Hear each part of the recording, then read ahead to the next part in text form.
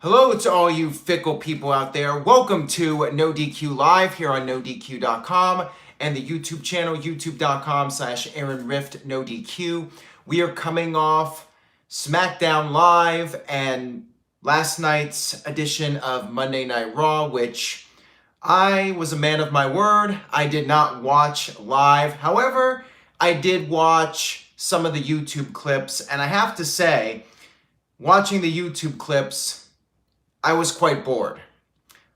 I heard that Raw was a terrible show, and I'm guessing if the YouTube clips were bad, Raw was probably not a very good show this week. In fact, I did put up a poll, just like I did last week for Raw, and only about 13% of you gave Raw a thumbs up. Now, that is better than last week. Last week was like 5% thumbs up. And by the way, I would like to thank Forbes for referencing the NoDQ.com poll and the coverage of last week's Raw and how people were not happy with the show. Ken terminated by Google with the first $2 super chat donation of the night. Thank you, Ken. He says, me giving Aaron Rift the welcome back chant. Well, thank you for that, Ken. It's great to be back after my 1 day absence from doing NoDQ Live. Raw was probably not a good show from what I've seen and what I heard. Now, it is interesting to note that I did not watch the show, and as a result, coincidence or not, I'm going to take credit for it. Even I'm sure people out there will say you're full of crap and you're only a small percent of the overall wrestling audience. But hey, Forbes picked up my comments and the NoDQ post about Raw. I made it clear I was not watching. I asked you guys to join me and not watch Raw. And as it turns out, this past Monday's Raw, yesterday's Raw, was the lowest rated Raw of 2018 and one of the lowest rated Raws of all time in terms of actual viewership. So there you go. The one Raw that I do not watch is the lowest rated Raw of 2018. Curtis Butler, how was Elvis Costello? He was entertaining. I enjoyed the show. He was on my bucket list of people to see, so I was glad I had that opportunity to check him out and not have to worry about wrestling on a Monday night for once. How was Michigan? Michigan was amazing. Let's go ahead and talk about SmackDown. But before we get to SmackDown, I do want to know everyone's thoughts on Raw.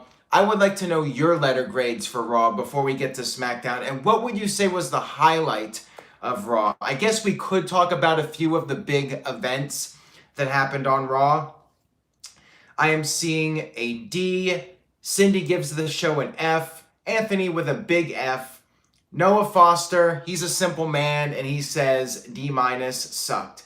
Harley with that gas mask, D-. Michael Wynn an F, Daniel an F, TK, D for Dean Ambrose, Caitlin with a D- to a D, and Cindy says did not watch but deserves an F. All right. This guy with a $2 super chat donation says, I never watch Raw, I watch you, creepy face. All right, well, thank you for that. I appreciate it, and I appreciate all of you tuning in. If you like this video, please share it on social media. Tell your friends, tell your family. I did see Bobby Lashley smack his butt, so I will not give any Raw an F- or even an F if Bobby Lashley is smacking his ass. And by the way, I did watch that clip with Leo Rush. Leo was hilarious as always. Hey, Bobby! I love that. I think Leo Rush is great. Cindy says R.I.P. Lashley chant. Fickle chant is in. Aw. Well, we will get to the fickle chants here in just a few moments. I did watch the Drew McIntyre Dolph Ziggler breakup, which would have been nice if they had actually done a proper match with those guys, although we are in the era of rematches. So basically, they broke up, and it seemed like it was very random. Ziggler came out and was upset that he wasn't invited to the metal presentation that Drew McIntyre got from Baron Corbin. NYCKNP with a $2 super chat donation. Last time I watched Raw was when Becky invaded. Well, that was the last interesting Raw as far as I'm concerned. The last several Raws since Survivor Series have been very lackluster. And remember, the night after Survivor Series, I was like, this show is not good. And then the next week after that, they somehow managed to make it even worse. The Riff No DQ fan says, I think Vince wrote the whole show again.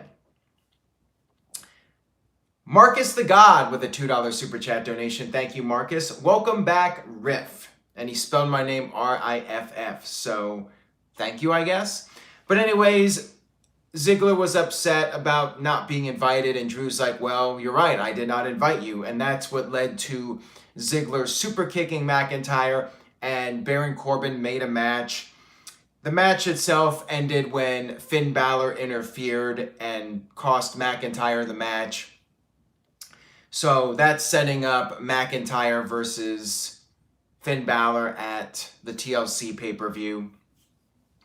Whatever. I think WWE could have done a better job of building a storyline between Ziggler and McIntyre breaking up and actually doing a pay-per-view match with these guys.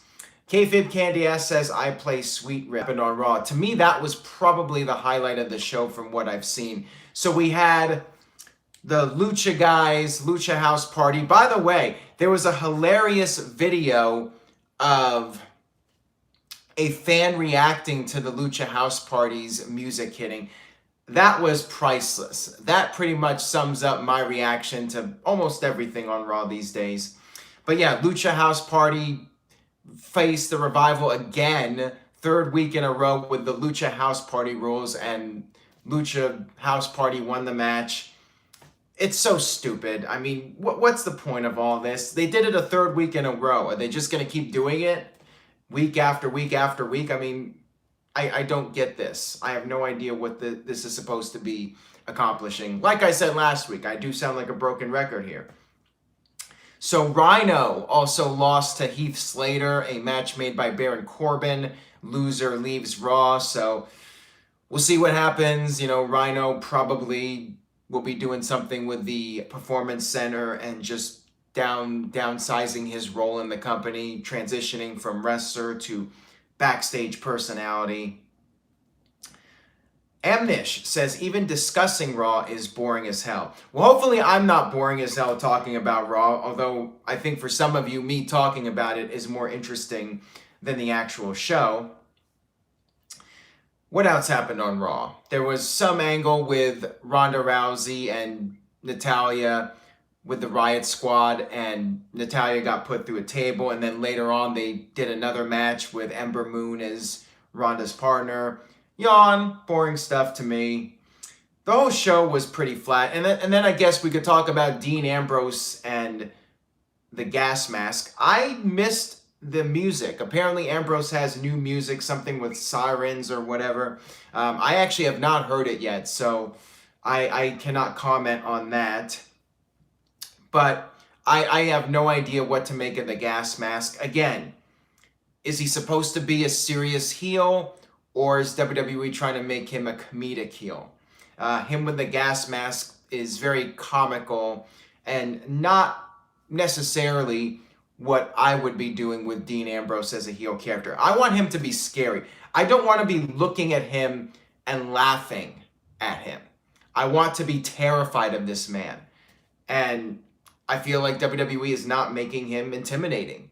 It's basically turning him into a comedy figure. He's basically the babyface Dean Ambrose, just insulting the town that he's in. Really, it's the same thing that he was doing before. So apparently he's a germaphobe now, and Caitlyn and Your Eternal Destiny said the sirens were annoying. So there you go. A lot of people not big on this Dean Ambrose segment. He beat up Seth Rollins again with the help of his security guys that were also wearing the gas masks. To me, it was pretty lame. Don't really care about seeing the match, which is sad because you had this really hot heel turn, right? And now it's to the point where at least for me personally, I really do not care about this match. But we'll talk about TLC later when we do the predictions, but I'm not feeling the pay-per-view. To me, this is a very lackluster pay-per-view with the exception of the triple threat women's match. So with that being said, let's transition to SmackDown and talk about the triple threat match, because that's what basically opened up the first 30 minutes of SmackDown. So we had SmackDown kick off with Paige. She was in the ring with ladders. They had the women's championship hooked up above the ring. She introduced the participants for a contract signing. So there we go. WWE with their lame-ass contract signing segment, which they do way too often. We had the contract being signed by Becky, and then she took off. Asuka and Charlotte exchanged some words that went back and forth. They brought up how, well, first of all, Becky said that she would do anything it takes to win at TLC, and then she signed the contract, and they were taking shots at each other, and then Asuka got into the mix. Asuka mentioned that Becky has never defeated her. However, Charlotte responded well. She beat Asuka at WrestleMania and ended her streak, and that led to the two of them exchanging some words. And Asuka said she wanted to break Charlotte right there in the ring. This led to Mandy Rose and Sonya Deville coming out. The crowd was doing what chants at them, and this led to Paige playing the role of Teddy Long and making this a tag team match, playa. Cindy is referencing Mandy's porno music. All right, well, there you go. I wasn't sure if that's porno music or not, but maybe it is. Anyways, we had the tag team match, but before that, we had a little backstage segment with The Miz and Shane McMahon. We had the Best in the World trophy again, blah, blah, blah. Noah Foster with a $5 super chat donation. Thank you to the Simple Man for that super chat. He says, despite the outcome, do you see Asuka turning heel after TLC as it is needed for her character? I would not mind a heel turn from Asuka. I think her character is stale. I think that it would be a nice change of pace for her. She needs that vicious edge. But I hope they just don't do the same thing that they did with Nakamura, where they have her, well, she can't do a low blow to the women, but something lame, and then just cut these goofy promos and not really do anything. If Asuka turned, you got to do it right. You got to make her a vicious, scary heel and let her dominate again like she used to be. Make her the female Brock Lesnar. Make her a force to be reckoned with. Don't make her a comedy act. Because that's basically what happened to Nakamura. WWE essentially turned him into a comedy figure. He did the whole no speak English promo, which did get a lot of laughs. It was funny, but you know, he's fighting for the WWE title, and it needs to be taken a little bit more seriously as far as I'm concerned. Sean says, with a $5 super chat donation, big time supporter of yours and NoDQ. Well, thank you very much for that, Sean. I really do appreciate the super chat. Everyone's still talking about the Mandy Rose music in the chat room and whether it's porn music or not. We have TJS, a.k.a. Tyler the Toilet, in the chat room. So anyways, let's move on here. We had the tag team match, which took up a lot of time on SmackDown.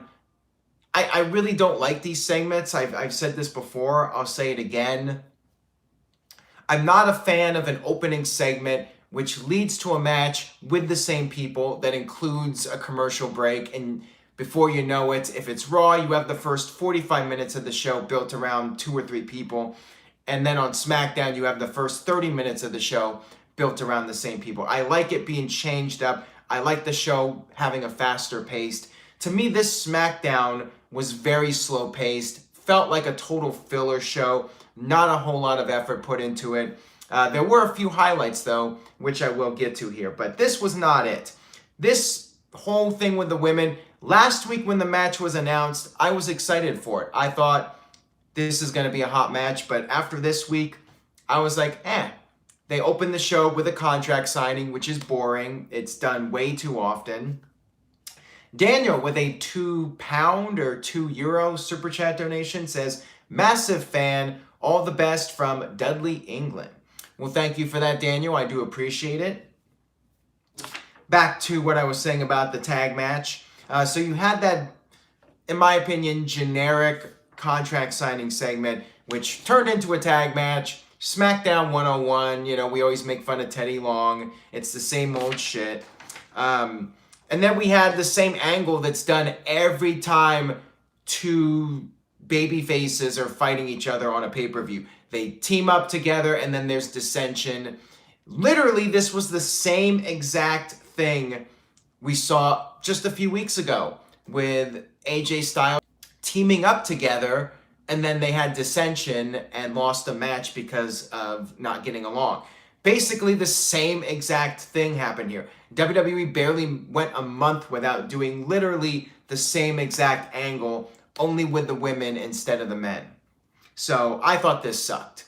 You had Asuka accidentally being kicked by Charlotte, and then Asuka purposely kicked Charlotte in the face, much like Daniel Bryan purposely punched AJ Styles in the face. It's just, it's so lame when it's literally the same exact thing we just saw last month. But yeah, Mandy Rose and Sonya Deville picked up the win. I believe it was Sonya that pinned Charlotte after Asuka kicked her in the face, and that was that. I wasn't a big fan. And then we had a triple threat match, which was a pretty good match. We had Xavier Woods versus Cesaro versus Jey Uso. And I like how, even though I'm not a fan of the pancakes, I think it's a stale gimmick. I feel like it needs to end already.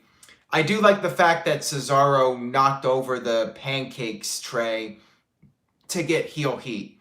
I thought that that was funny. The match itself was good. You know, it's the same stuff we see every single week, but these guys always work well together. They have the chemistry, so it's always fun to watch. You had New Day doing commentary, and WWE was doing that little side box on the bottom right corner of the screen to show the New Day on commentary instead of actually cutting to a clip of them. So they're changing things up a little bit. Curtis Butler says it's time to move to French toast. Yeah, whatever. I mean, the New Day, they're hitting all the breakfast foods, aren't they? One week they were doing ice cream. There was something else I thought they were doing, and now they're doing the pancakes. Maybe they'll do waffles next. Noah Foster knows how to make a good waffle, so maybe next thing we know, we'll see some New Day waffles. Kayfabe Candy Ass says, I would not mind strudel. You know what The Rock said about strudel, right, Kayfabe Candy Ass? Mike Awesome says chicken and waffles. Okay, so if New Day did chicken and waffles, would that, I'm going to ask you guys in the chat room, would that be acceptable or would that be considered racist? Just wondering. Serious question to you guys, because I think if they did that, like some people would take that the wrong way and say that it's being racist to have them promote chicken and waffles. Just wondering. Well, Kayfabe Candy Ass says, well, everything is racist. So he's probably right on that. All right, so back to the match. We had Cesaro with a really cool spot in this match where he actually did the big swing to Jey while having Xavier on his shoulders. I thought that that was pretty cool. I thought that that was, great spot there with Cesaro. But in the end, Jey Uso picked up the victory by pinning Cesaro with the super kick. So yeah, the Usos gaining momentum heading into the TLC pay-per-view. And I'm actually looking forward to next week. Next week, they are going to do a rap battle between the Usos and the New Day. New Day are actually going to moderate a rap battle between the Usos and the Bar. I'm looking forward to that just because I still remember that rap battle from last year when the Usos brought up Xavier's little incident with Paige. That was an awesome segment from last year. So I have high hopes for this one. I'm hoping that this will be very entertaining on next week's show. Then we had a little backstage promo with Rusev to follow up the attack from the United States champion, Shinsuke Nakamura, from last week. Rusev talked about how strong he is and said that he's hungry and he wants to get his hands on Shinsuke Nakamura, and that was basically it. Kayfabe Candy says, little incident? Whoa, what a burial. I wasn't really paying attention to that, Kayfabe.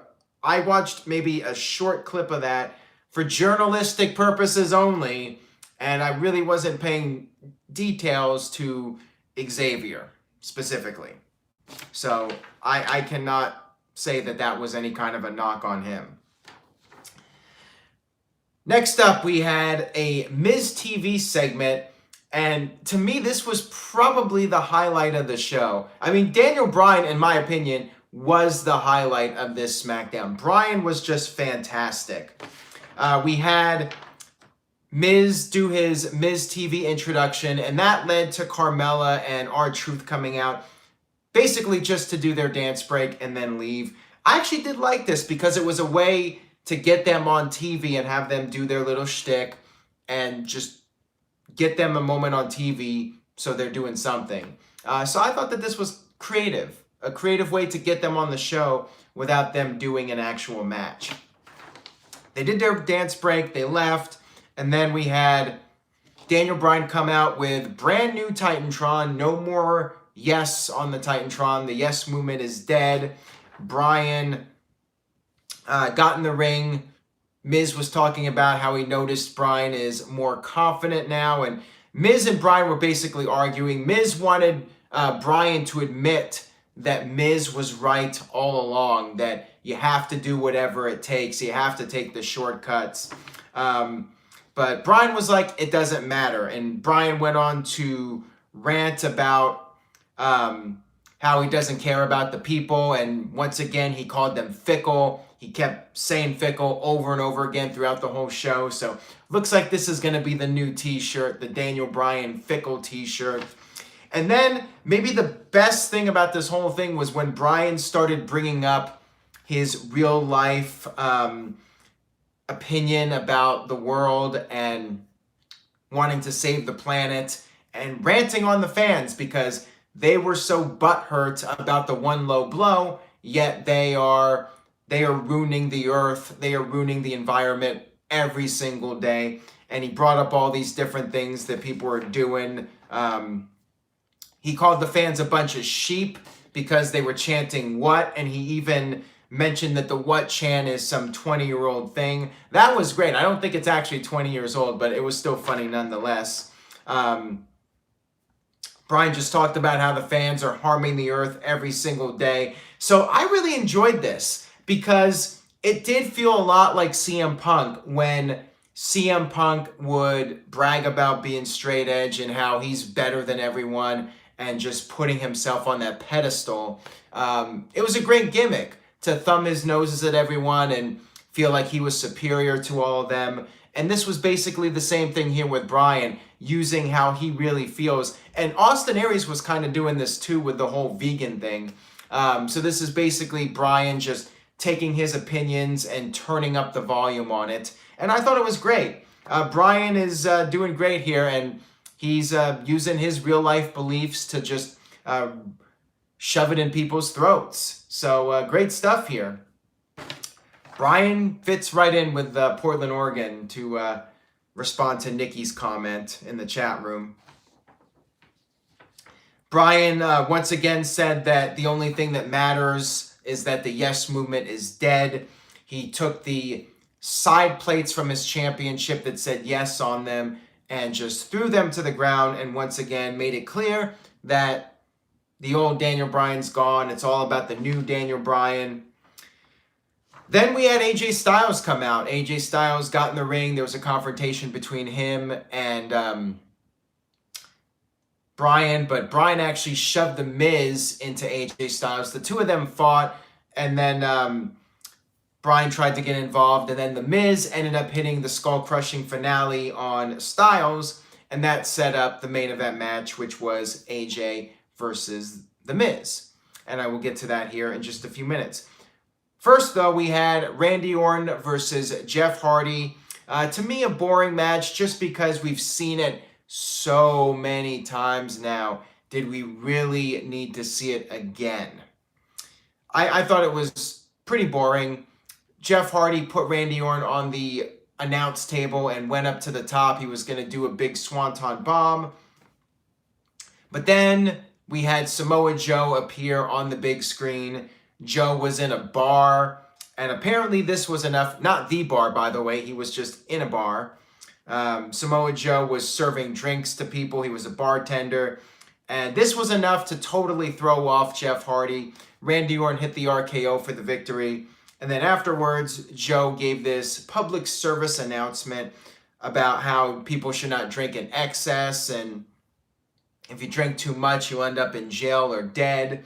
Again, it's like Joe, taking the real life situation and putting it into a storyline, which I do like. They are capitalizing on, the real life stuff and turning it into an interesting storyline.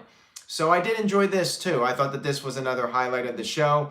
And I'm wondering, what are they going to do next week? Although, good point by Dead Troll. Heels tell the truth, Aaron. Yes, that is true. No, heels lie. Heels don't tell the truth. But the thing about this is a heel will take somebody's mistakes and shove it in their face. I mean, yes, we all know that Jeff Hardy made those mistakes, but, he has done his part to try and change, and Joe just keeps bringing it up and shoving it in his face, essentially. But yeah, I did enjoy the segment, and I'm curious to see what they do next week with Joe and Jeff Hardy. Are they going to bring up... It would be funny if they actually showed like Victory Road footage on WWE television. I don't think they will, but that would be hilarious if they actually did that at some point. That would be one of the greatest segments of all time if WWE actually did that, as far as I'm concerned. So then we had the main event, which was AJ Styles versus The Miz, with Daniel Bryan backstage. He said he was gonna leave, but he's not one to walk away from something. He said there's a purpose for everything, and his purpose was going out there and doing commentary, which he did, and it was, again, amazing. Daniel Bryan kept bringing up the environment. Corey Graves was asking him about the environment. Bryan said he wanted, and this was maybe the best line of the whole show, Bryan brought up how he wants his daughter Birdie to grow up kicking everybody in the groin that consumes plastic water bottles and pollutes the air and all that stuff. That was awesome. And Bryan just bashing Byron Saxton the whole time.